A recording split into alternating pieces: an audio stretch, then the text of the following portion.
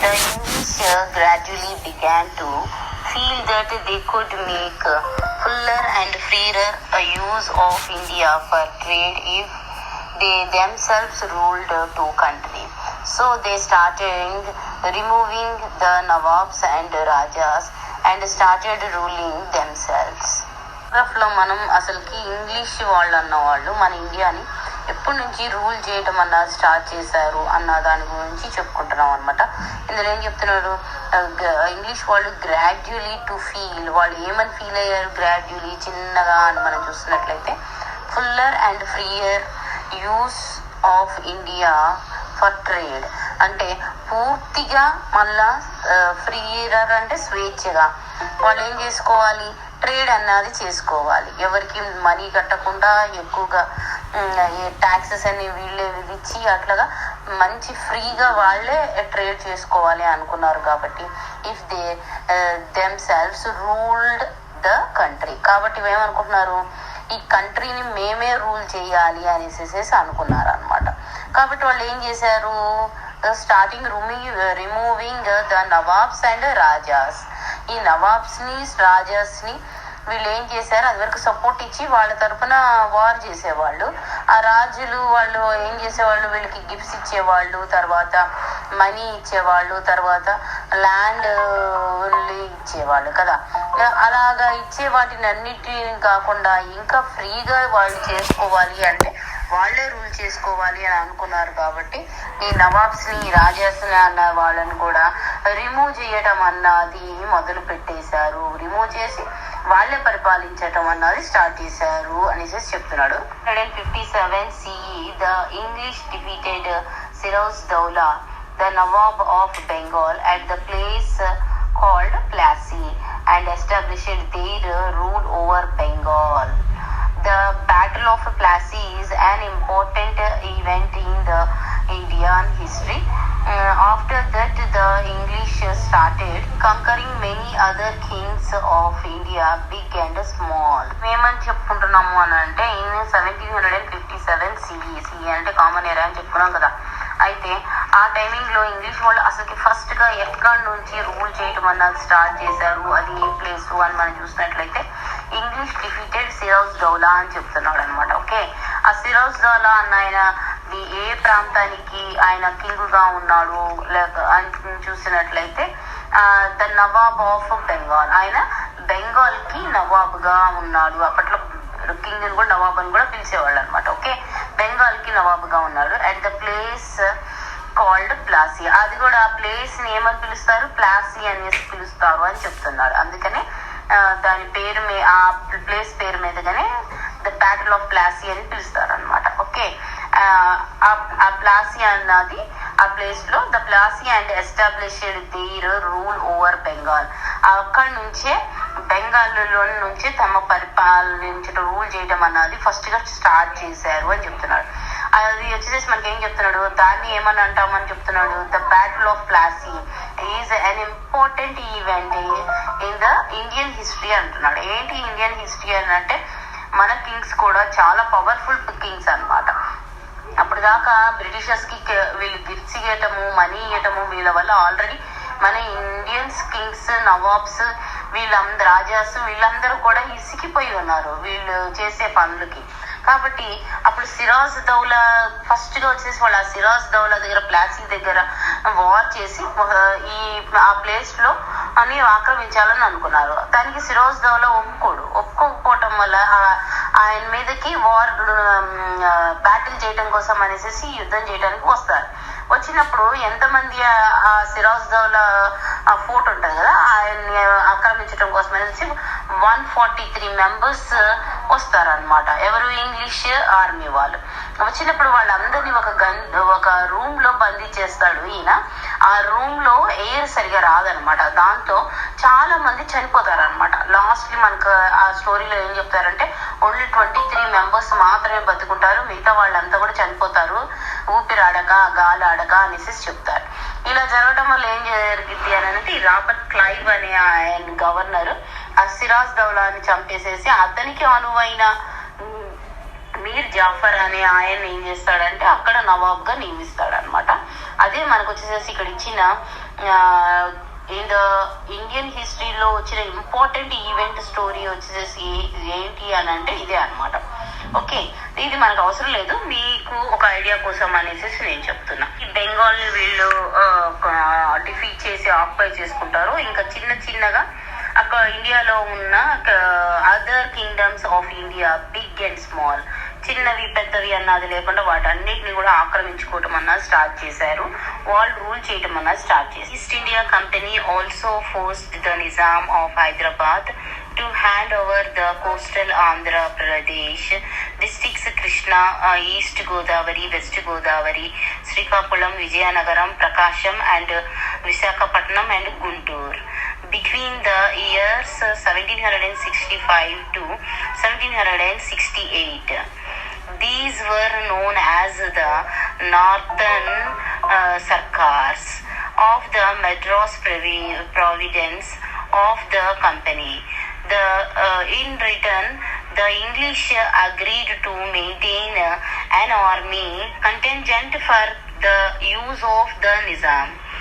In fact, this army was used more to control the Nizam rather than to help him.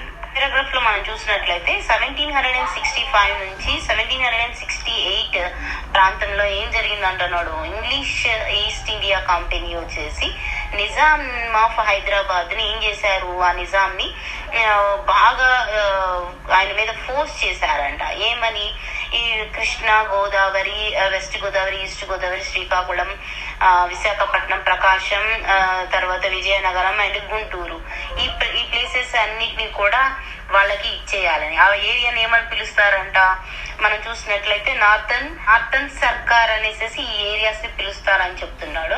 వీటిని ఇవ్వమనేసేసి వాళ్ళు force చేశారు, దేనికి, కంపెనీకి ఇవ్వమనేసి.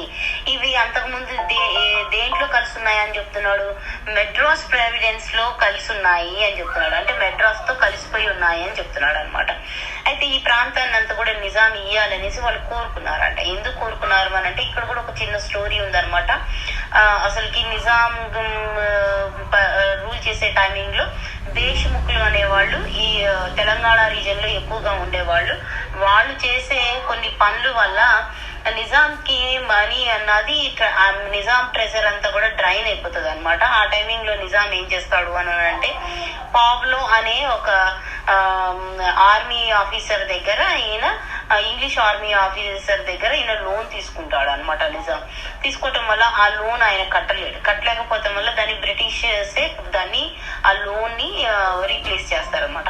ఇలా రీప్లేస్ చేసిన తర్వాత నిజాంకి దేనికి ఒప్పుకుంటాడు అని అంటే పారామౌంటసీ సిస్టానికి ఒప్పుకుంటాడు అనమాట. పారామౌంటసీ అని అంటే ఏంటి అని అంటే రాజ సంక్రమణ సిద్ధాంతం అంటారు. అంటే ఇప్పుడు బ్రిటిషర్స్ ఆర్మీ మొత్తం కూడా వీళ్ళకి హెల్ప్ చేయటం కోసం అని వీళ్ళ యొక్క కింగ్డమ్ లో ఉంటది అనమాట. అంటే నిజాం కింగ్డమ్ లో ఉంటది అనమాట ఆర్మీ మొత్తం. దాన్ని మొత్తాన్ని కంట్రోల్ చేయడానికి, తర్వాత వీనికి హెల్ప్ చేయడానికి ఉపయోగించేవాళ్ళు అనమాట. అలాగే మీరు రూల్ చేయొద్దు, బ్రిటిషర్స్ మీరు రూల్ చేయొద్దు, నేనే రూల్ చేసుకుంటా, కానీ నాకు రూల్ చేసుకుంటున్నందుకు మీరు పర్మిషన్ ఇస్తున్నందుకు నేను మీకు ఇంత ట్యాక్స్ ఇస్తా ఎవ్రీ ఇయర్ అనేసి చెప్పుకుంటారు. దాన్ని పారామౌంటసీ సిస్టమ్ అంటారు. ఇది మీకు 8th క్లాస్ లో వస్తుంది. ఓకే, కాబట్టి ఇక్కడ మీకు అర్థం అవ్వాలి కాబట్టి ఇక్కడ చెప్తున్నాను. ఇలాగా చెప్తారు. తర్వాత వాళ్ళు దీనికోసం అనేసి తర్వాత కంపెనీ రిటర్న్ గా ఈయన ఈ ఏరియాస్ మొత్తాన్ని ఇచ్చేసేసాడు కదా. ఇచ్చినందుకు వీళ్ళు రిటర్న్ గా ఇంగ్లీష్ వాళ్ళు ఆయనకి ఏమని అగ్రిమెంట్ చేశారని చెప్తున్నాడు, వాళ్ళ ఆర్మీ మొత్తాన్ని కూడా మీకు హెల్ప్ గా ఉండేటట్లుగా మీ ఏరియాలోనే మా ఆర్మీని ఉంచుతాము అని చెప్తారు అనమాట. దానికి కానీ ఆ ఆర్మీ ఇన్ఫాక్ట్ చెప్తున్నాడు ఇక్కడ, in fact this army was used more control the Nizam. కానీ ఆ ఆర్మీ మొత్తం ఎప్పుడు కూడా నిజాం ని కంట్రోల్ చేయడం కోసమనే ఉంది కానీ rather than to help him, ఆయనకేమి హెల్ప్ చేసినట్టుగా లేదు అని చెప్పాడు. Rajas and nawabs understood the British flat and fought hard against them. They include Hyder Ali and Tipu Sultan of Mysore, the Maharashtra Sardar Mahadi Ji Scindia, Nana Fadvinas, others, but their kingdoms were small. One by one, they last them to the English. ఈ paragraph లో అసలుకి English వాళ్ళ యొక్క కుట్రలు కుతంత్రాలు అన్నీ కూడా ఎవరికి అర్థమవుతున్నాయి అని అంటే రాజాలకి, తర్వాత నవాబ్స్ కి అన్న వాళ్ళకి అర్థమైపోయి వాళ్ళు ఏం చెప్తున్నారు, ఈ బ్రిటిషర్స్ కి అగెనిస్ట్ గా ఫైట్ చేయడానికి సిద్ధపడతారనమాట. అందులోనే మనకి ఏం చెప్తున్నాడు, they include Hyder Ali and Tipu Sultan.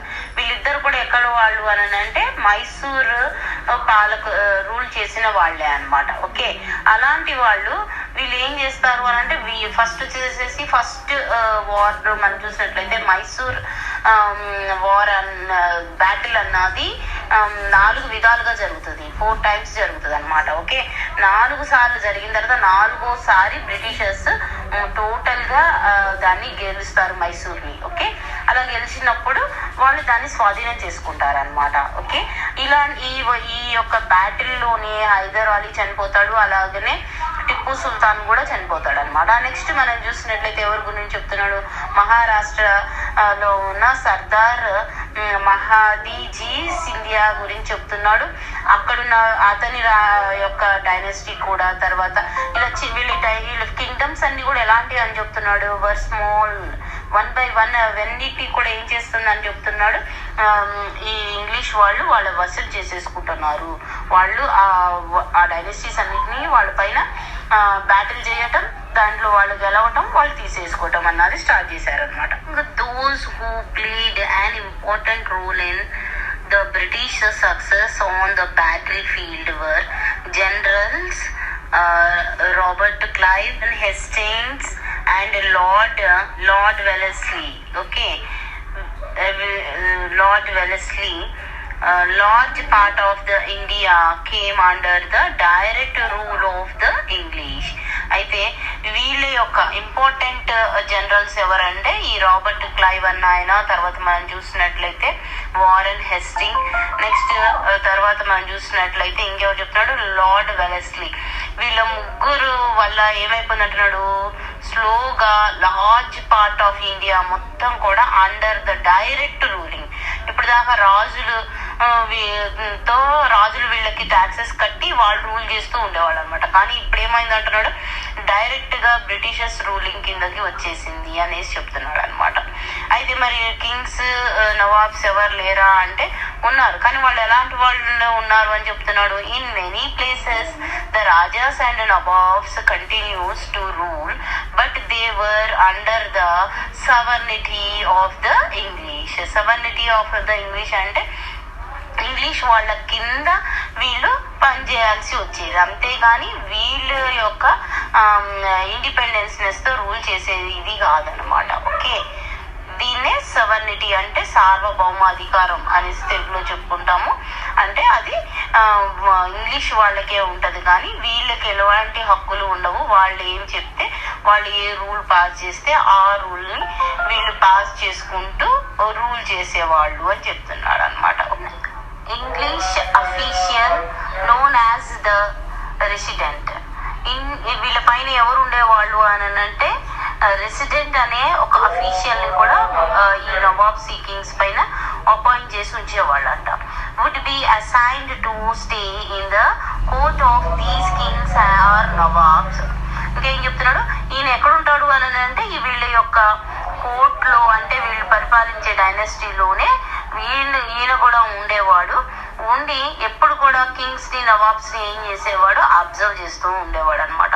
So that the British government could keep an eye on how they ran their kingdoms. ఇలాగా వాళ్ళ కింగ్డమ్స్ ని వాళ్ళు ఎలాగా నడిపిస్తున్నారు అని తెలుసుకోవటానికి వాళ్ళ మీద, ఆ నవాబ్స్ మీద, కింగ్స్ మీద ఎప్పుడు కూడా ఒక కన్ను అన్నది వేసి ఉంచేవాళ్ళు అని చెప్తున్నాడు అనమాట. ఓకే, ఒక క్వశ్చన్ అడిగాడు, while carrying on trade with India why did the English East India Company start thinking of establishing its rule over the country? మన కంట్రీని కోసం వాళ్ళు ఎందుకు వచ్చారు, ట్రేడ్ చేసుకోవడానికి వచ్చారు. ట్రేడ్ చేసుకోవడానికి కోసం అని వచ్చిన కంపెనీ అసలుకి మన ఇండియాని మొత్తాన్ని రూలింగ్ చేయాలి అనేసి పాలించాలి అని ఎందుకు భావించింది అని అడుగుతున్నాడు. ఎందుకు భావించింది అని అంటే మన కింగ్స్ లో ఉన్న హార్మనీ అన్నది మన కంట్రీలో ఉన్న వెల్త్ ని చూసి, మన కంట్రీలో ఎంత వెల్త్ ఉన్నది అన్నది చూసి దానిపైన వాళ్ళు ఆశపడినట్లుగా మనకు కనిపిస్తుంది. Content with English rule. The English had to fight with many Kings and nawabs to establish there rule. You will learn more about their policies and administration in later years. They continuously forced residence from the people of India. ఇక్కడ మనం ఏం చెప్పుకుంటున్నాము అని అంటే English వాళ్ళ యొక్క ruling అన్నది అసంతృప్తిగా అనిపించింది మన ఇండియన్స్ కి అని చెప్తున్నాడు. ఎలాగ జరిగింది అని అంటున్నాడు, the English had to fight with many Kings. వీళ్ళు చాలా మంది కింగ్స్ తోను నవాబ్స్ తోను ఏం చేశారు, ఫైట్ చేసినట్లుగా మనకు కనిపిస్తుంది. ఈ ఫైట్ చేసిన తర్వాత ఏం చేశారు, వాళ్ళు యొక్క పాలసీస్ ని, వాళ్ళ యొక్క అడ్మినిస్ట్రేషన్ ని ఏ విధంగా అమలు చేశారు అన్నది కూడా మనకి తర్వాత క్లాసెస్ లో 8th, 9th, 10th క్లాసుల్లో మనం నేర్చుకుంటాం అనమాట. ఓకే, తర్వాత ఏం చెప్తున్నాడు, దే కాన్స్టెంట్లీ ఫేస్డ్ రెసిడెన్సెస్ అంటున్నాడు. అంటే ఏంటంటే కాన్స్టెంట్ గా మన ఇండియన్స్ నిరంతరం వాళ్ళని ఎంతగా వ్యతిరేకించారు అన్నది, మన పీపుల్ వాళ్ళని ఇష్టపడలేదు అన్నది చెప్తున్నాడు అనమాట. Okay, royal families resisted them because the English would anoint or remove rulers as and when it suitable their purposes. ఇక్కడ మనకి ఏం చెప్తున్నాడు, బ్రిటిష్ వాళ్ళు వాళ్ళకు అనుకూలంగా ఉన్న రాయల్ ఫ్యామిలీస్ నే వాళ్ళు అపాయింట్ చేసేవాళ్ళు అని చెప్తున్నాడు. వాళ్ళకి అనుకూలంగా లేని వాళ్ళని ఏం చేసేవాళ్ళు, తీసేసేవాళ్ళు అని చెప్తున్నాడు. ఇలా తీసేయటం వల్ల ఎవరినైతే తొలగిస్తారో వాళ్ళు వీళ్ళ మీద ఏం పెట్టుకున్నారు, ఈ ఇంగ్లీష్ వాళ్ళ మీద వాళ్ళు వ్యతిరేకత పెంచుకున్నట్లుగా మనకు కనిపిస్తుంది. Farmers and landlords resented them because the English imposed very high taxes on them and collected the taxes very strictly. So they lived in constant fear of feeling to pay the taxes and losing their lands as a result. దగ్గర నుంచి అలాగే land Lord's దగ్గర నుంచి కూడా వీళ్ళు English వాళ్ళు ఏం చేశారు అని అంటే వెరీ హై ట్యాక్సెస్ ని కలెక్ట్ చేసినట్లుగా, అలాగే ఆ ట్యాక్స్ కూడా ఎలాగా చాలా స్ట్రిక్ట్ గా కలెక్ట్ చేసినట్లుగా మనకు అనిపిస్తుంది. ఇలాగ వీళ్ళు కలెక్ట్ చేసేటప్పుడు వీళ్ళకి ఎలాంటి ఫీలింగ్ వచ్చిందంటే, ఒకవేళ ట్యాక్స్ పే చేయకపోతే వాళ్ళ యొక్క ల్యాండ్ ని వాళ్ళు కోల్పోవాల్సి వస్తుందేమో అన్న భయంతో వీళ్ళు ఏం చేశారంటే వీళ్ళు కూడా బ్రిటిషర్స్ కి ఆపోజిట్ గా మారిపోయినట్లుగా, వ్యతిరేకించినట్లుగా మనకి కనిపిస్తుంది. People also offered residences because of the new rules and laws and that the English began implementing in their areas. As a result, many tribal people lost their rights over jungles and land. You will read more about this in the later years. ఇక్కడ మనకి ఏం చెప్తున్నాడు, ఎవరైతే tribes ఉంటారో వాళ్ళు తర్వాత వచ్చేసేసి వాళ్ళకి ట్రైబ్స్ కి ఎక్కడ రైట్స్ ఉంటాయి అని అంటే ఫారెస్ట్ మీద రైట్స్ ఉంటాయి కాబట్టి దాన్ని మనకి ఇక్కడ జంగల్ అని ఇచ్చారు కదా.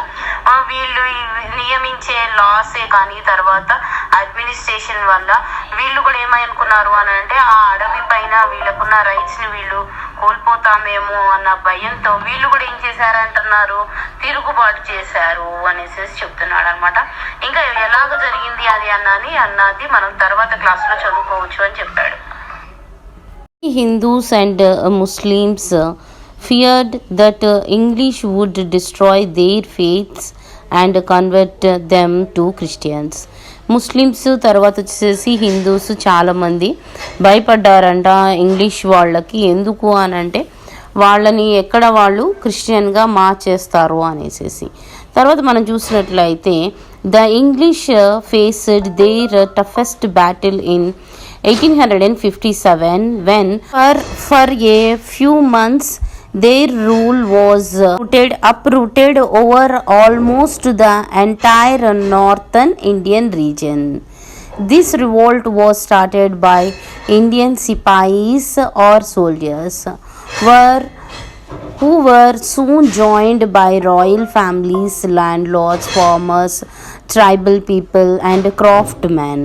The royal families who joined the revolt include Nana Sahib, the adopted son of the Peshwa, Tantia Tope, his general, the Begum of Awadh, and Jhansi Lakshmi Bai of Jhansi.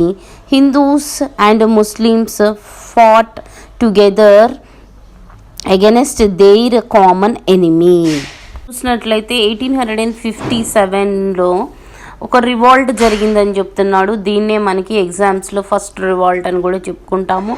అలాగే సిపాయి తిరుగుబాటు అంటారు. సోల్జర్స్, దీన్ని ఎవరు చేశారంటే soldiers అనేసి చెప్పుకుంటాం అనమాట. అదే మనకి ఇక్కడ ఇచ్చాడు. ఇక్కడ ఏమని చెప్తున్నాడు అంటే 1857లో కొన్ని నెలల వరకు ఈ యొక్క రివాల్ట్ అన్నది జరిగింది. ఈ రివాల్ట్లో ఎవరెవరు జాయిన్ అయ్యారు అని మనం చూసినట్లయితే చాలా వరకు నార్త్ ఇండియాలో ఉన్న రీజన్లో ఉన్న వాళ్ళందరూ కూడా దీని లోపల పాల్గొన్నట్లుగా మనకి కనిపిస్తుంది. ఈ రివాల్ట్లో జాయిన్ అయినట్టుగా. వీళ్ళతో పాటు ఇంకా ఎవరు జాయిన్ అయ్యారు అని అంటే రాయల్ ఫ్యామిలీస్ అయిన landlords, farmers, tribal people, తర్వాత అండ్ క్రాఫ్ట్ మెన్, వీళ్ళందరూ కూడా ఇందులో జాయిన్ అయ్యారు. అలాగే రాయల్ ఫ్యామిలీస్లో మరీ ముఖ్యంగా మనం చూసినట్లయితే joint the revolt include the Nana Saheb.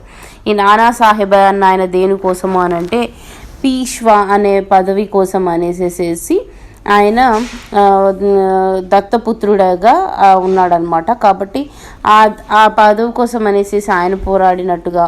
అలాగే తర్వాత వచ్చేసి మనం చూసినట్లయితే తాంతియా తోపే, ఈయన కూడా. తర్వాత వచ్చేసి అవధి యొక్క రాణి ఎవరని చెప్తున్నాడు, ఝాన్సీ అనే కింగ్డమ్కి రాణి అయిన ఝాన్సీ లక్ష్మీబాయి. అలాగే హిందూస్కి, ముస్లిమ్స్కి ఎవరు రిలీజియన్ వేలో వీళ్ళు క్రిస్టియానిటీగా చేస్తున్నారు అనేసి వీళ్ళకి ఫియర్ ఉందని చెప్పాం కదా. కాబట్టి వీళ్ళు కూడా together against there common enemy. వీళ్ళందరూ అంటే మన ఇండియాలో ఉన్న వాళ్ళందరూ ఒకటైపోయి వాళ్ళకి ఎనిమీగా ఉన్న ఇంగ్లీష్ వాళ్ళ మీద ఫస్ట్గా రివాల్ట్ అన్నది స్టార్ట్ చేశారు. ఆ రివాల్ట్ని ఏమని పిలుస్తాము అని అంటే 1857 రివాల్ట్ అని చెప్తామన్నమాట. ఓకే, అది స్టార్ట్ అయిందని చెప్పాడు. Revolt of 1857 place the military cantonment at Meerut, where the British Army had camped. Date Sunday, May 10th, 1857. The sun was about to set when the Indian soldiers began firing their guns on their English officers. These were the same soldiers who had helped the English to conquer the kingdoms of India. They were now up with the behavior of the English. They had not getting their salaries on time, and they were not treated with respect in the British Army. ఇక్కడ మనం చూసినట్లయితే మనం ఏమని చెప్పుకుంటున్నాము అని అంటే వాళ్ళు ఎవరైతే ఇప్పుడు మనం చెప్పుకుంటున్నామో మిలిటరీ వాళ్ళు, మన ఇండియన్ మిలిటరీ వాళ్ళు ఏం చేశారు, ఈ కంటోన్మెంట్లో బ్రిటిష్ యొక్క స్థావరం మీద కాల్పులు అన్నాయి స్టార్ట్ చేశారు. అది ఎప్పుడు అని మనం చూసినట్లయితే సండే అంటున్నాడు, May 10th, 1857లో. ఎప్పుడైతే సన్సెట్ అవుతుందో అంటే సూర్యాస్తమయం అవుతుందో ఆ టైమింగ్లో ఈ బ్రిటిష్ ఆఫీసర్స్ పైన వీళ్ళు కాల్పులు జరిపారు అని చెప్తున్నాడు. ఎందుకు అని అంటే వీళ్ళు ఫేడ్ అప్ అంటున్నాడు. అంటే బ్రిటిష్ వాళ్ళ యొక్క బిహేవియర్కి వీళ్ళు చాలా విసిగిపోయారు అనేసి చెప్తున్నాడు అనమాట. ఆ విసిగిపోవటానికి కారణం ఏంటి అని అంటే వీళ్ళకి కరెక్ట్ టైంకి సాలరీస్ అన్నాయి ఇవ్వట్లేదని చెప్తున్నాడు. అలాగే బ్రిటిష్ ఆర్మీలో ఉన్న సోల్జర్స్తో పాటు ఈక్వల్గా వీళ్ళని చూడట్లేదు అనేసి చెప్తున్నాడు. కాకుండా ఏవైతే బ్రిటిష్ యొక్క గన్స్ ఉంటాయో వాటికి క్యాట్రోజ్లో ఏం వాడేవాళ్ళంట, గన్స్ రీఫిల్స్కి పంది అండ్ ఆవు కొవ్వుల్ని పూసేవాళ్ళంట. ఓకే, ఇవి పంది అన్నది ముస్లింకి హేయమైనది, అలాగే ఆవు అన్నది హిందువులకి పవిత్రమైనది. కాబట్టి ఈ religion faith was began violated. వాళ్ళ యొక్క రిలీజియన్ ఫెయిత్ వైలేటెడ్ అవుతున్నట్లుగా వాళ్ళు ఫీల్ అవుతున్నారు అనమాట. అదే మనకి ఇక్కడ ఇచ్చాడు. On top of this, Sipais suspected that the cartridges for their new guns refills were coated with cow and pig fat to keep them dry. They felt that their religious faith was being violated. Based on this suspicion, a similar uprising had occurred at Barakpur near Kolkata in March 1857 మార్చ్లో కలకత్తా దగ్గరలో ఉన్న బరక్పూర్లో జరిగిన ఈ revolt జరిగింది అనేసి చెప్తున్నాడు. కానీ ఏమైందంటున్నాడు, మీరట్లో జరిగిన రివాల్ట్ చాలా పెద్దది అనేసి చెప్తున్నాడు అనమాట. వీళ్ళు ఈ సోల్జర్స్ మీరట్లో ఫస్ట్ స్టార్ట్ అయ్యిందేమో మనం చూసినట్లయితే బరక్పూర్ కలకత్తాలో స్టార్ట్ అయింది. అలాగే అక్కడ నుంచి మీరట్లోనేమో పెద్దగా జరిగిందని చెప్తున్నాడు. ఆ నెక్స్ట్ వీళ్ళు ఏం చేశారు, అంతటితో ఆగకుండా ఢిల్లీ వైపు కూడా ఆ నైట్కి నైటే వాళ్ళు బయలుదేరినట్లుగా కనిపిస్తుంది అనమాట. అదే మనకి ఇక్కడ ఏమి ఇచ్చాడు అంటే, was wide spread and on this day the soldiers open fire on their English officers. The rebellious soldiers marched towards Delhi that very night. Picture కనిపిస్తుంది చూడండి. ఈ పిక్చర్స్లో అసలుకి ఆ రీఫిల్స్లో ఎలాగా స్టోర్ చేస్తారు అన్నది, గన్ పౌడర్ని ఎలాగా పూర్ చేస్తారు, ఎలా ఫిల్ చేస్తారు అన్నది ఆ రీఫిల్లో మనకి ఇచ్చాడు 3 స్టేజెస్లో. అదే మనకి ఇక్కడ కనిపిస్తుంది. Was supposed to tier open the paper case with his teeth. ఆ కేస్ని ఓపెన్ చేయాలంటే ఏం చేయాలంటే నోటితో కొరికి ఓపెన్ చేయాలి అని చెప్తున్నాడు. సెకండ్ వన్ మనం చూసినట్లయితే he would pour the gunpowder into the refill. ఆ రీఫిల్లోకి ఆ గన్ పౌడర్ని నింపుతున్నట్లుగా మనకి సెకండ్ పిక్చర్లో కనిపిస్తుంది చూడండి. and he would then ram the bullet wrapped in paper into the refill. ఇక్కడ మనకి ఏం చెప్తున్నాడు, కాగితంతో చుట్టిన తూటాను అంటే మనం బుల్లెట్ని ఏం చేస్తున్నాడు అంటున్నాడు ఆ రీఫిల్లోకి అమర్చుతున్నట్లుగా మనకి ఇక్కడ ఒక సోల్జర్ కనిపిస్తున్నాడు. Meerut town, date Sunday night, Monday May 10th or 11th 1857. News was the Sipai revolt spread like wildfire in Meerut. A wave of people came from the bazaars and began attacking the bungalows of the English. The policemen joined the mobs, and before long the bungalows and officers of the English were set on fire. Many English people were killed. అనుకుంటున్నాము. ఇక్కడ మనకి పిక్చర్లో చూపిస్తున్న picture చూసినట్లయితే ఈ place వచ్చేసేసి మనకి మీరట్గా కనిపిస్తుంది. ఈ మీరట్లో సండే రోజు నైటు అలాగే మండే మార్నింగ్ ఎర్లీ మార్నింగ్ టైమింగ్లో అదే మనకి 10th and 11th అని ఇచ్చాడు ఇన్ 1857. న్యూస్ అన్నది ఏమైపోయింది అంటున్నాడు, మీరట్ మొత్తం కూడా స్ప్రెడ్ అయింది అని చెప్పాడు. ఏమని అని అంటే సిపాయి రివాల్ట్ గురించి చెప్తున్నాడు. ఈ సిపాయిలు ఏం చేశారంట, ఆగ్రహంతో ఆ సిటీ అంతా కూడా తిరుగుతూ ఏవైతే ఇంగ్లీష్ వాళ్ళ బంగ్లాలు ఉన్నారో ఆ బంగ్లాస్ని వాళ్ళు ఆక్యుపై బంగ్లాలపై దాడి చేయటం అన్నది చేశారని చెప్తున్నారు. వీళ్ళకి సపోర్ట్గా పోలీసులు కూడా అందులో జాయిన్ అయ్యారు అని చెప్తున్నాడు. అలాగే ఎంతోమంది ఆ బంగ్లాస్ లోపలికి వెళ్ళిపోయి ఈ సిపాయిలు ఆ ఇంగ్లీష్ వాళ్ళని ఏం చేశారంటే చంపేశారు అని చెప్పాడు.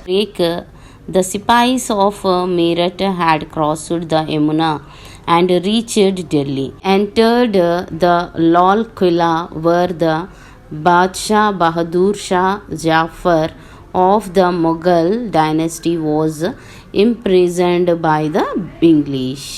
They declared him their Badshah and persuaded him to reject the sovereignty of the British, drive out the English and bring back Mughal rule was the clarion call of the rebels. రోజులోనే మీరట్ సిపాయిలు యమున రివర్ని దాటేసేసేసి ఢిల్లీ చేరుకున్నారు అనేసి మనకు చెప్తున్నాడు కదా. అప్పుడు వాళ్ళు అలా వెళ్ళిన తర్వాత ఏం చేస్తున్నాడు, ఈ మొఘల్ యొక్క కింగ్ ఎవరైతే ఉన్నాడో ఆయన వచ్చేసి మనం బహదూర్ షా జాఫర్ అని చెప్పుకుంటున్నాం కదా, ఆయన వచ్చేసేసి ఒప్పిస్తారనమాట ఆయన కింగ్గా అవ్వాలనేసి. ఓకే, ఒక స్లోగన్ కూడా ఇచ్చినట్లుగా మనకు కనిపిస్తుంది. అదేంటిది, drive out the English and bring back Mughal rule అనేసి చెప్తున్నాడు. అంటే ఏంటి, ఇక్కడ మనం చూసినట్లయితే ఆ స్లోగన్ని మనం ఇంగ్లీష్ వాళ్ళని పారద్రోలండి, మొఘళ్ళను తిరిగి తీసుకుని రండి అనేసి ఇలాంటి పిలుపునిస్తారనమాట. దీన్ని అంతా చూసిన ఇంగ్లీష్ వాళ్ళు ఏం చేస్తారు అని అంటే బహదూర్ షా జాఫర్ని వాళ్ళు జైల్లో వేస్తారు అనమాట. ఓకే, బంధించేస్తారు. ఎక్కడైతే జైల్లో వేస్తారో అక్కడే ఆయన 1862లో చనిపోతాడు కూడా. ఒక పిక్చర్ ఇచ్చాడు కదా, ఆ పిక్చర్లో మనకు చూసినట్లయితే ఏ విధంగా వాళ్ళు యమునా రివర్ని దాటి ఈ సిపాయిలు 1857లో ఢిల్లీని ఎలాగా వాళ్ళు రౌండప్ చేశారు అన్నది మనకి ఈ పిక్చర్లో కనిపిస్తుంది అనమాట. Okay, The revolt spread. No sooner did this call go out, revolt against the English erupted in many places. Sipais went on rampage in the cantonments at Aligarh, Mainpuri, Bulandshahr, Attock and Madhurpur. The English were badly shaken. This situation was indeed very delicate. There were a merry 45,000 English officers and soldiers in India. Against this number of Indian soldiers in their armies was 232,000. It was very these Sipais who revolted, so who could not protect the lives and property of the English residents in the town. The Indian sector of their armies could not be relied on. Consequently, many English soldiers were held back to protect the English families. As a result, the revolt could not be suppressed immediately and it spread from place to place. Did this call go out? Revolt against the English. ఎప్పుడైతే ఈ పిలుపు అన్నది ఈ revolt spread ఎలా అవుతుంది అంటున్నాడు, ఎప్పుడైతే ఈ పిలుపు అందిందో వెంటనే ఏం చేశారంట, అందరూ ఒక ప్రాంతం నుంచి ఇంకో ప్రాంతంలో వాళ్ళందరూ కూడా ఎదురు తిరగటం అన్నది, రివాల్ట్ చేయటం అన్నది స్టార్ట్ చేశారన్నాడు. అందులో మరీ ముఖ్యంగా మనం చూసినట్లయితే అలీగర్, మెయిన్పూరి, తర్వాత బులంద్ షాహర్, అటక్, మధుర్ అన్న ఈ కంటోన్మెంట్లో ఏమైందంటున్నాడు, ఈ సిపాయిస్ అన్న వాళ్ళు వీళ్ళ మీద రివాల్ట్ చేసినట్లుగా, తిరగబడినట్లుగా మనకు కనిపిస్తుంది. దీనివల్ల అక్కడున్న ఇంగ్లీష్ వాళ్ళందరూ ఏమైపోయారని చెప్తున్నాడు, గజగజ వణికినట్లుగా మనకి తెలుస్తుంది. ఇచ్చాడు కదా, ద ఇంగ్లీష్ వర్ బ్యాడ్లీ షేకెన్ అనేసి, అలాగా వాళ్ళు వణికారు అనేసి చెప్తున్నారు అనమాట. మన ఇండియాలో వచ్చేసి 45,000 ఆఫీసర్స్ ఉండేవాళ్ళు అంటున్నాడు. అలాగే సోల్జర్స్ ఇన్ ఇండియా, కొంతమంది సోల్జర్స్ కూడా ఉండేవాళ్ళు అనమాట. మొత్తానికి వాళ్ళ ఆర్మీ మొత్తంలో 45,000 ఇంగ్లీష్ పీపుల్ ఉండేవాళ్ళని మనకు అర్థమైంది. అయితే మిగతా వాళ్ళు ఎవరైతే ఉన్నారో 2,32,000 మెంబర్స్ అంతా కూడా వాళ్ళ ఇంగ్లీష్ ఆర్మీలో ఉన్న సోల్జర్స్ అందరూ మన ఇండియన్ సోల్జర్సే అనమాట. అయితే ఈ ఇండియన్ సోల్జర్స్ అందరూ కూడా ఏం చేశారు, రివాల్ట్ చేశారు, ఈ ఇంగ్లీష్ వాళ్ళ పైన తిరగబడ్డారు అని చెప్తున్నాడు. Who could now protect the lives and property of the English residents in the towns. అసలుకి ఈ యొక్క ఇంగ్లీష్ వాళ్ళ యొక్క ప్రాపర్టీసే కానీ వాళ్ళ ప్రాణాలనే కానీ ఎవరు కాపాడగలరు అనేసి మనల్ని అడుగుతున్నాడు. ఎందుకు అలా అడుగుతున్నాడు అంటే, the Indian section of their army could not be relied on అంటున్నాడు. ఎందుకంటే ఇంక ఇప్పుడు వాళ్ళ ఆర్మీలో ఎక్కువగా వర్క్ చేస్తున్న వాళ్ళు ఎవరు సోల్జర్స్ అని అంటే మన సిపాయిలే కదా, కాబట్టి వాళ్ళు నమ్మదగిన వాళ్ళుగా లేరు అనేసి చెప్తున్నాడు. దీనివల్ల ఏమైంది అంటున్నాడు, English soldiers were hold back to protect the English families. వాళ్ళ యొక్క సోల్జర్స్ ఎవరైతే ఉన్నారో వాళ్ళ ఫ్యామిలీస్ని కాపాడుకోవటం కోసం అనేసి వాళ్ళు బ్యాక్ స్టెప్ వేయక తప్పలేదు అంటున్నాడు. దానివల్ల రిజల్ట్ ఏమైంది అంటున్నాడు, as a result the revolt could not be suppressed immediately and it spread from place to place. వీళ్ళని ఇండియన్ రివాల్ట్ని వాళ్ళు అణిచివేయలేకపోయారు. దాంతో ఆ యొక్క రివాల్ట్ అన్నది, తిరుగుబాటు అన్నది ఒక ప్లేస్ నుంచి ఇంకొక ప్లేస్కి చాలా తొందరగా ఇమీడియట్గా అది స్ప్రెడ్ అయినట్టుగా మనకు కనిపిస్తుంది. Any royal families whose kingdoms had been taken by the English joined the revolt. ఈ రాయల్ ఫ్యామిలీస్ వాళ్ళ కింగ్డమ్ని పోగొట్టుకున్నారు, వీళ్ళందరూ కూడా ఈ రివాల్ట్లో జాయిన్ అయినట్లుగా మనకు కనిపిస్తుంది. Among them were the farmer Nawab of Awadh and the Maratha Peshwa Nana Sahib. Armies of rebel sipahis and rulers from different corner of the country marched towards the Delhi. ఎవరు ఉన్నట్లుగా కనిపిస్తున్నారు? Nawab of Awadh, Nawab అయిన అవధ్ ఆయన తర్వాత వచ్చేసి మరాఠా పీష్వా ఈయన, తర్వాత నానా సాహెబ్, వీళ్ళతో పాటు రెబల్ సిపాయిస్, వీళ్ళందరూ కలిసేసేసి ఎక్కడ దాకా వెళ్ళారంటున్నారు? ఢిల్లీ వైపుకు వీళ్ళు వాళ్ళ యొక్క రివాల్ట్ని సాగించినట్లుగా మనకు కనిపిస్తుంది. helping them for driving out the English show to establish their rule in their respective province. ఇక్కడ మనకి ఏం చెప్తున్నాడు? పీపుల్లో అందరిలో కూడా ఏమని అనిపించింది అని అంటే, మనం ఈ ఇంగ్లీష్ వాళ్ళందరినీ పారద్రోలేయగలం, మన ఇండియా నుంచి పంపించేయగలుగుతాము, వీళ్ళని డ్రైవ్ అవుట్ చేయగలుగుతాము. అలాగే తర్వాత ఈ మొఘల్ది అన్న వాళ్ళు ఉన్నారు కదా, వాళ్ళ ఫేవరెట్ మొఘల్ రూలర్నే మళ్ళీ మనం ఎస్టాబ్లిష్మెంట్ చెయ్యాలి అనేసి వీళ్ళు కోరుకున్నారు అనమాట. Hyderabad was not silent as it suffered under the colonial policies. Among others, Turbas Khan was a revolutionary but fought against the British in Hyderabad state during the revolt of 1857. అంటే British వాళ్ళ యొక్క ఒక కాలనీగా ఆ కాలనీ పాలసీస్ అన్నిటికి కూడా ఒప్పుకొని పనిచేస్తున్న ఒక స్టేట్ ఏది అని అంటే అది మన హైదరాబాద్ స్టేట్ అంటున్నాడు. కాబట్టి వాళ్ళ యొక్క కంట్రోల్లో హైదరాబాద్ స్టేట్ ఉంది కాబట్టి హైదరాబాద్ స్టేట్ కూడా సైలెంట్గా లేదు. ఎందుకు అని అంటే suffered under the colonial policies అంటున్నాడు. వాళ్ళు విధించిన పాలసీస్ని బట్టి వీళ్ళు కూడా చాలా సఫర్ అయ్యారు. కాబట్టి ఎగెనెస్ట్గా ఎవరు ఇక్కడ మనకి కనిపిస్తున్నారంటే తుర్బాస్ ఖాన్ అనే అతను ఏం చేశాడు? ఈ రివాల్ట్ని తీసుకుని వచ్చాడు అనమాట. అసలు ఈ తుర్బాస్ ఖాన్ ఎవరు అని మనం చూసినట్లయితే గా కనిపిస్తున్నాడు. అయితే ఈయన వచ్చేసి ఏం చేస్తాడంటే నిజాం దగ్గరకు వచ్చేసి ఆల్రెడీ 1857 రివాల్ట్ అన్నది జరుగుతుంది, మనం కూడా ఎదురు తిరుగుదాము అనేసి నిజాంని సపోర్ట్ అడుగుతాడనమాట. అప్పుడున్న ఫోర్త్ నిజాం ఏం చేస్తాడంటే దాన్ని అంగీకరించకుండా ఈయన కూడా తీసుకుపోయి ఈయనతో పాటు ఉన్న సోల్జర్స్ని కూడా అందరినీ తీసుకుపోయి బ్రిటిష్ వాళ్ళకి అప్పగిస్తాడనమాట. అప్పుడు బ్రిటిష్ వాళ్ళని అప్పగించినప్పుడు ఈయనతో పాటు ఉన్న వాళ్ళు ఎవరైతే ఉన్నారో ఈ బ్రిటిష్ యొక్క ఆర్మీతో పాటు ఉన్న మన హైదరాబాద్ సోల్జర్స్ అందరూ కూడా ఈయనతో పాటు కలిసి నిజాంకి వ్యతిరేకంగా రివాల్ట్ చేస్తారనమాట. ఆ నిజాంకి వ్యతిరేకంగా రివాల్ట్ ఫస్ట్ చేసి ఆ తర్వాత ఈ 1857 రివాల్ట్లో అందరూ కూడా ఇన్వాల్వ్ అవుతారు. With the support of Maulvi Allauddin mobilized 6,000 people and attacked the British residency, present day Women's College, Koti. He revolted at a time when the Nizam supported the British. However, the movement was surprised and Turrebaz Khan was executed. ఇక్కడ మనకి ఏం చెప్తున్నాడు?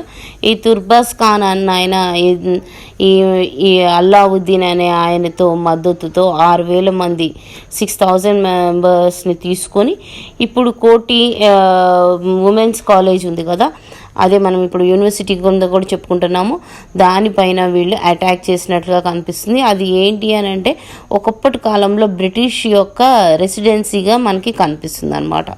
Okay, ఆ టైమింగ్లో నిజాం కూడా ఎవరికి support ఇచ్చాడని చెప్పుకుంటున్నాము?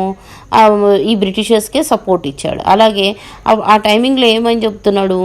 Moment కూడా, ఈ రివాల్ట్ అనే మూమెంట్ కూడా అప్పటికి అది ఏమైపోయిందంటే అణిగిపోయింది అనమాట. ఓకే, ఆ టైమింగ్లో ఈయన అటాక్ చేసేయాలకి ఆ తర్వాత పరిణామాల్లో ఆయన వీళ్ళు ఆ రెసిడెన్స్లో ఆయన్ని బంధించడం, తర్వాత ఈయనను ఉరి తీయటం కూడా జరిగింది.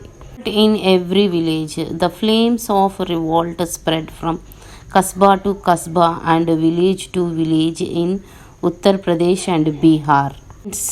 And Jamindars took up arms together and had the English and their officers on the run. But they stopped paying taxes to the British government.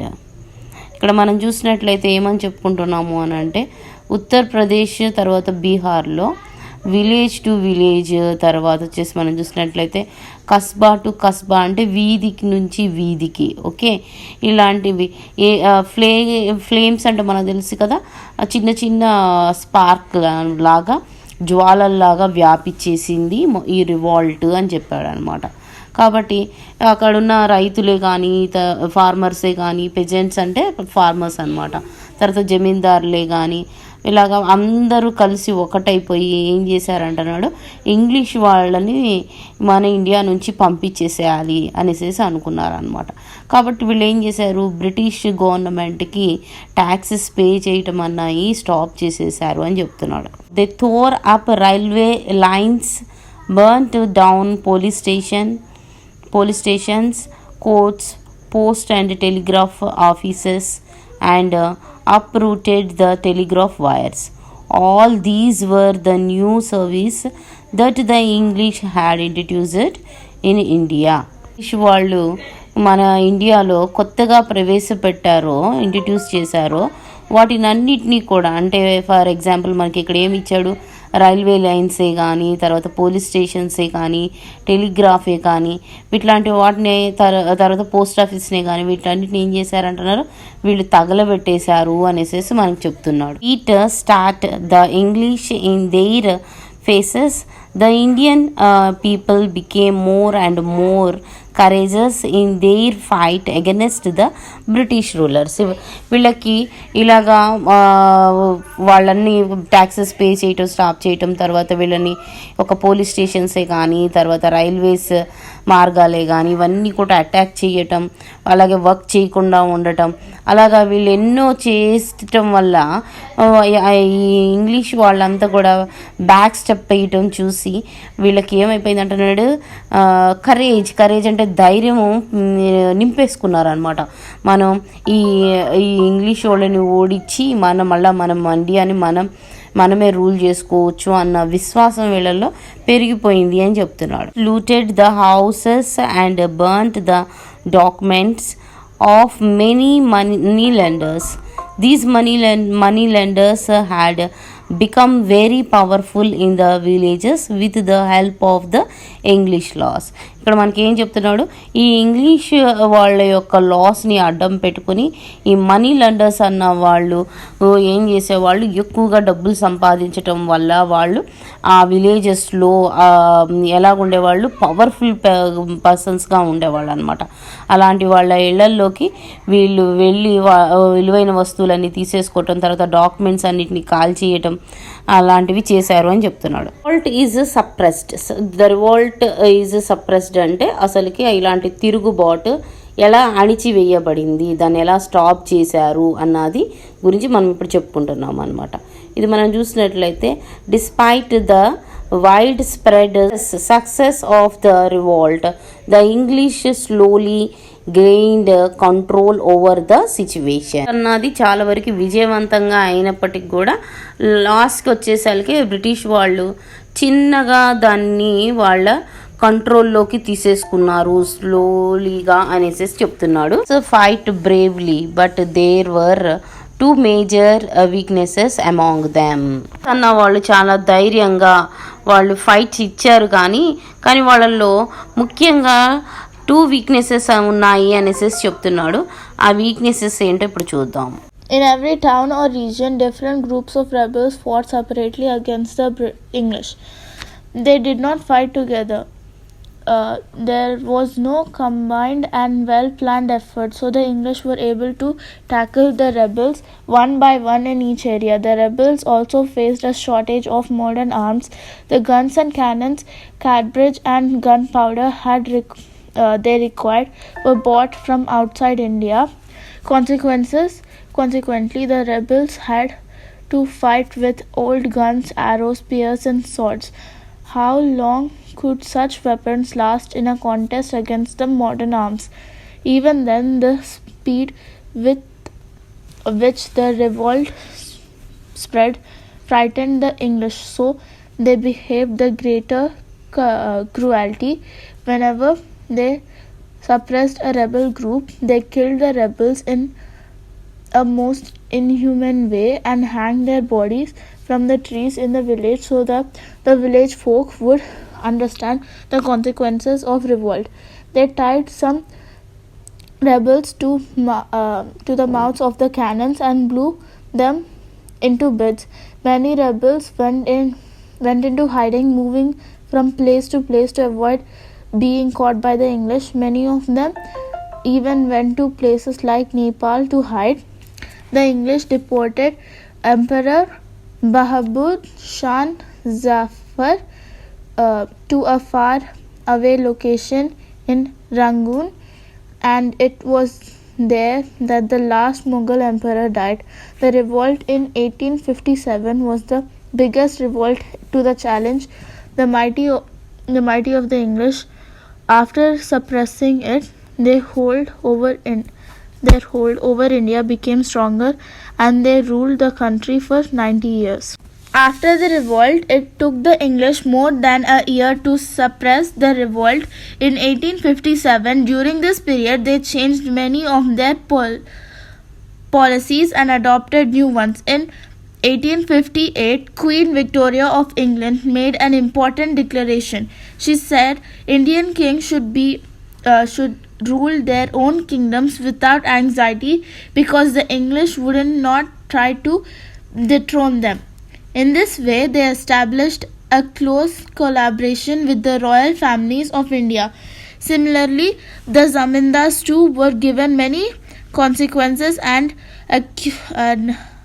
assured that the property would be protected. Pandits and the Malvis were assured that the British government would not interfere in matters relating to Indian religion and would let the old tradition continue. There was also a promise that Indians would be included in the government. The truth is that the English had seen their Indian empires being scattered away in 1857. Now they directed their efforts towards giving all kinds of consequences to the elite powerful Indians to conciliate them and ensure that they continue to support the English, Hyderabad state and the British.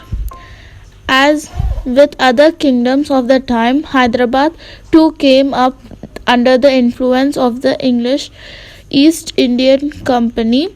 Eventually, the British placed their residence in Hyderabad, who oversaw the entire administration of the state. The Nizam had to appoint his prime minister or Diwan on the advice of the resident and with the approval of the British government general. All the departments had to be headed by the ICS, Indian Civil Service officers selected by the British. In this way, the British were able to gain control over the Nizam states. They gradually pushed the states to adopt the administration system and policies followed by the British in other areas too. If you go to Hyderabad, you will see the famous Salajan Museum, which houses the various articles collected by Salajan, who was one of the Diwans of Hyderabad. He introduced many reforms and contributed to the economic development of the Hyderabad state. He divided the kingdoms of Sudans and districts after removing the old Deshmukhs, etc. He abolished the revenue farming system and instead organized direct collection of revenue from the farmers by district officials. The judicial reforms, including the creation of Supreme Court, High Court, and District Court, separate civil and criminal courts, and criminal courts were also established to facilitate transform. Salajam improved the railway and roadways. Important railway lines connected Hyderabad to Wadi, Madras to Sholapur, and Madras to Bombay. English medium schools like Dar-ul Uloom at Adargad in 1855, City College, Deccan Engineering College in 1870, and Madrasai Alia were also established. These reforms helped Hyderabad to emerge as a modern state in line with the rest of the country. Surprised దాంట్లో మనం చూసినట్లయితే ఆ 2 causes ఏంటి అని మనం చూసినట్లయితే 2 weakness points. అందులో ఫస్ట్గా మనకి ఏం చెప్తున్నాడు అని మనం చూసినట్లయితే డిఫరెంట్ గ్రూప్స్ డిఫరెంట్ టౌన్స్లో డిఫరెంట్ గ్రూప్స్గా rebels fight separately against the English వాళ్ళకి సపరేట్గా డిఫరెంట్ టౌన్స్లో డిఫరెంట్ విలేజెస్లో డిఫరెంట్ గ్రూప్స్తో వీళ్ళు ఫైట్ చేశారు అని చెప్తున్నాడు. They did not fight together, వాళ్ళెవ్వరు కూడా ఫైట్ అన్నది అందరూ కలిసి చెయ్యలేదు అనేసి చెప్తున్నాడు అనమాట.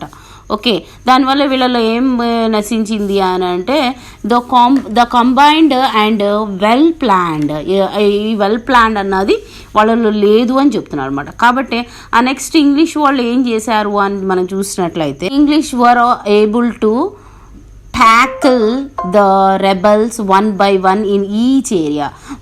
కాబట్టి వీళ్ళందరూ కలిసి చేయలేదు, ఒక్కొక్క ఏరియాని వాళ్ళు అణిచివేసుకుంటా వచ్చారు అనేసి చెప్తున్నాడు. అలాగే మనం సెకండ్గా మనం చూసినట్లయితే ఏమైందంటే రెబల్స్కి also faced shortage of modern arms అని చెప్తున్నాడు. అంటే ఈ గన్సే కానీ, తర్వాత కెనాన్సే కానీ, తర్వాత క్యాటరేజెస్సే కానీ, గన్ పౌడరే కానీ, ఇలాంటివన్నీ కూడా వాళ్ళ దగ్గర లేకపోవటం వల్ల అవుట్ సైడ్ ఆఫ్ ఇండియా నుంచి వాళ్ళు తెచ్చుకున్నారు అనేసి చెప్తున్నాడు. ఈ తెచ్చుకున్నా కానీ ఇంకా షార్టేజ్ ఉండటం వల్ల ఈ రెబల్స్ ఏం వాడారు అని అంటే rebels had to fight with old guns, arrows, తర్వాత వచ్చేసి ఈ ఓల్డ్ గన్స్తోని ఈ యారోస్తోని వాళ్ళు వాడి వీళ్ళు ఎంతకాలం అని వరల్డ్ వాటితో వాళ్ళు ఫైట్ చేయగలుగుతారు, కాబట్టి ఫైట్ చేయలేకపోయారు అనేసి మనకు చెప్తున్నాడు. ఈ స్పీడ్గా వచ్చిన ఈ రివాల్ట్ స్ప్రెడ్ అవటం వల్ల వాళ్ళు అఫ్రైడ్గా ఫీల్ అయినట్లుగా మనం చూస్తున్నాం. అలాగే ఇంకా తర్వాత చూసినట్లయితే నెక్స్ట్ ఈ రెబల్స్ని వాళ్ళు చిన్నగా అణిచి వేసుకుంటా రావటం కోసం అనేసి చాలామంది రెబల్స్ని వీళ్ళు ఏం చేశారంటున్నారు, చంపేసిన వాళ్ళని ఏం చేసేవాళ్ళంట, hang their bodies from trees in the village. ఆ విలేజ్లో ఉన్న చెట్లకి వాళ్ళని ఉరిదీసి హ్యాంగ్ చేసి ఉంచేవాళ్ళంట.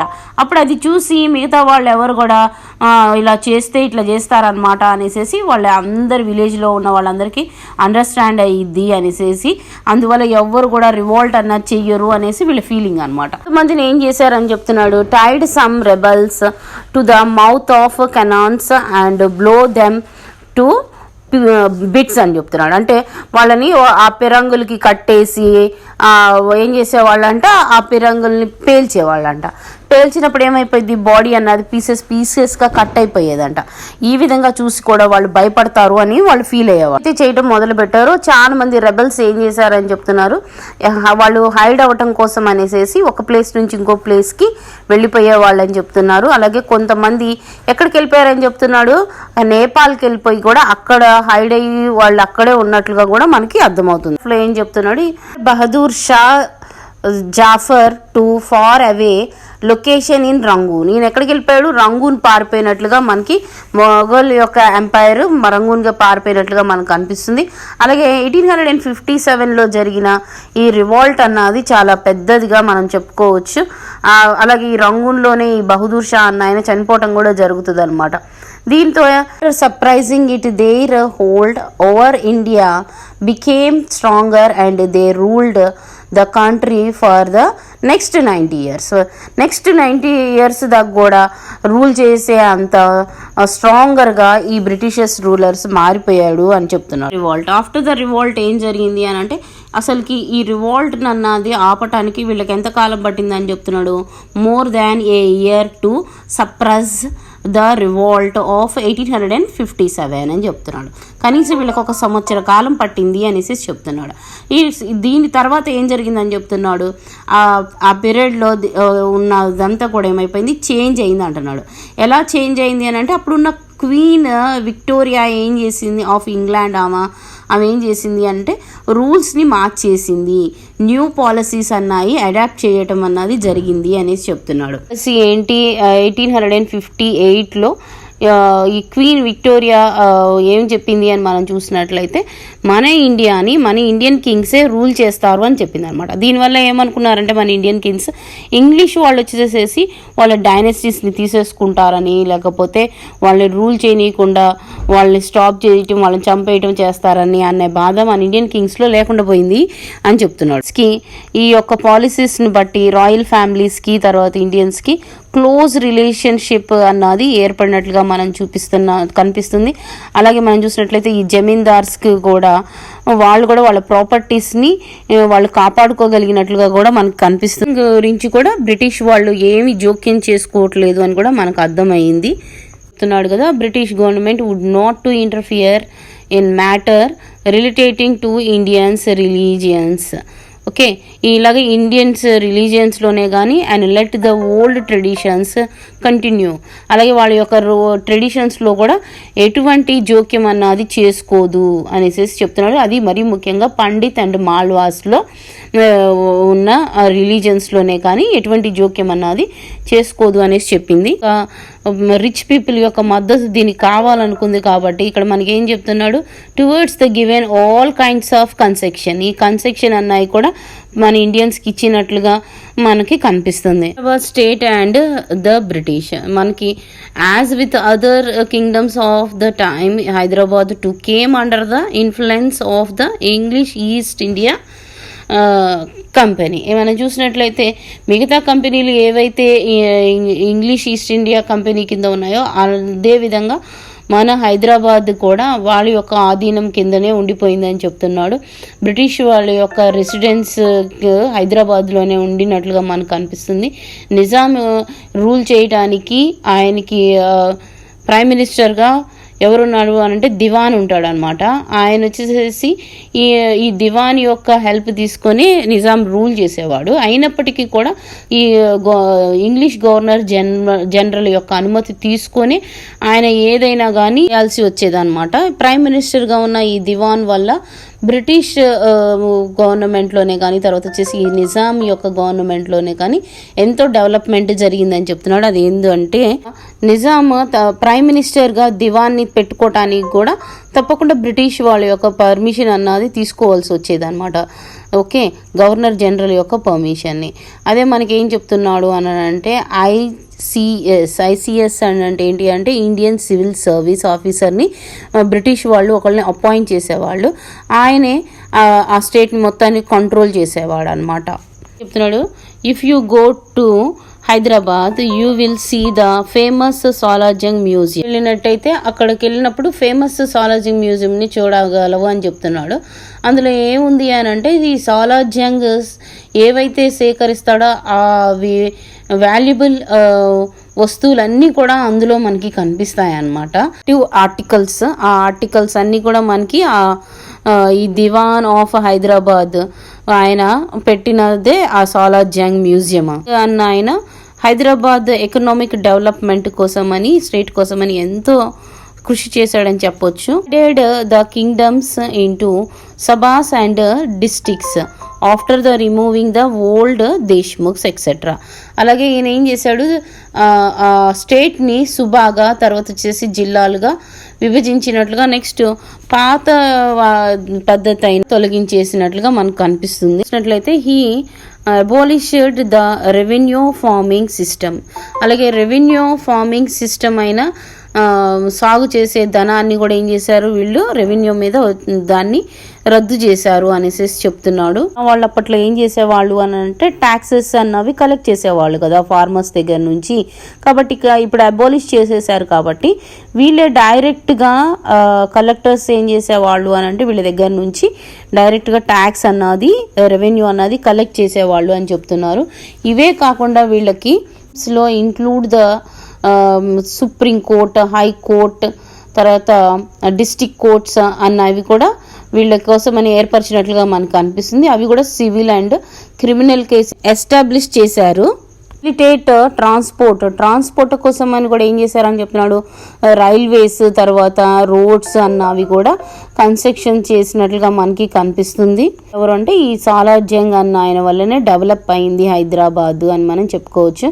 అలాగే మా హైదరాబాద్ నుండి వాడి, మద్రాస్ నుండి షోలాపూర్, మళ్ళీ మద్రాస్ నుండి ముంబై, ఇట్లాగా రైల్వే లైన్స్ కూడా వేసినట్లుగా మనకు అనిపిస్తుంది. అలాగే 1857లో చాతర్గఢ్లో దార్ ఉల్ ఉలూమ్ వంటి స్కూల్స్ అన్నాయి ఏర్పాటు చేశారు. 55లో city college, Deccan engineering college in 1870లో మనకు ఏర్పాటు చేసినట్లు కనిపిస్తుంది. దీంతో పాటు అండ్ మదరసా ఈ ఆలియా వర్ ఆల్సో ఎస్టాబ్లిష్డ్.